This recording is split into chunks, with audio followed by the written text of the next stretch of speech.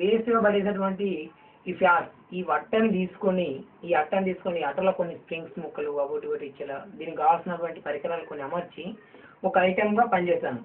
అంటే చిన్న సైజే కాకుండా మనం ఎలా అంటే ఆ ఇంటికి అవసరమైనటువంటి స్లేట్ లెక్క ఈ స్లేట్ని మనం అక్కడ అమర్చుతామండి. ఫర్ ఎగ్జాంపుల్ ఏంటంటే మళ్ళీ నేను మీకు ఇది బయట చాలా ఎక్కువ డిస్టెన్స్ తీసుకొని చూపిస్తాను. దీనికి సంబంధం లేదు, దీనికి సంబంధం లేదు.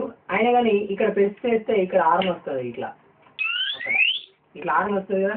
సో ఇది ఇంతకుముందు చెప్పానే సెక్యూరిటీ ఆఫ్ సైన్స్ అని దొంగల గురించి అన్నట్టు. ఇక్కడ మనం బయట అమర్చుంటే ఇంట్లో మన సైరన్ మోగుతుంది. సో ఇట్లా సైరన్ మోగుతున్నది, మోగిన శబ్దం మనకే కాకుండా ఆ దొంగకు కూడా వినబడుతుంది. అట్లా అని కాకుండా కానీ ఫర్ ఎగ్జాంపుల్ ఏంటంటే ఇది చూడండి, ఇక్కడ సైరన్ మోగినట్టు ఏంటంటే కొంచెం లైట్ డిమ్ చేస్తారు సార్, డిమ్ చేస్తే ఇది మాకు కనబడుతుంది. ఓకే, ఇప్పుడు ఏంటంటే మనకు సైరన్ వచ్చినోడే ఆ సైరన్ శబ్దం మనతో పాటు దొంగకు కూడా కనబడుతుంది. ఎందుకంటే ఇవాళ సంపాదించే కన్నా దొంగతనం చేసుకోవడానికి ఎక్కువ తెలివి ఉంటుంది అన్నట్టు. సంపాదించడం చాలా తేలిక అయిపోతుంది, దొంగతనం చేయడం చాలా కష్టం అయిపోతుంది అన్నట్టు. అట్లా వాడు సైరన్ శబ్దం అరే నేను రాగానే వదిలిందిరా అని వాడు తప్పించుకోవడానికి అవకాశం ఉన్నాయి.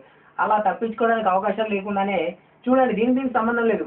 ఇట్లా అంటే అక్కడ బల్బ్ వెలుగుతుంది చూసారా, ఆ బల్బ్ను ఒకసారి మంచిగా క్యాచ్ చేస్తారు, దీనికి సంబంధం లేదు. అయినా కానీ ఇక్కడ ప్రెస్ చేసిన కొద్ది అక్కడ బల్బ్ వెలుగుతుంది.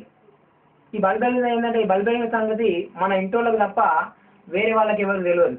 సో దీంతో ఏంటంటే మన అందరం కూడా దొంగని దొరకడానికి అవకాశాలు ఉంటాయి. సో ఇప్పుడు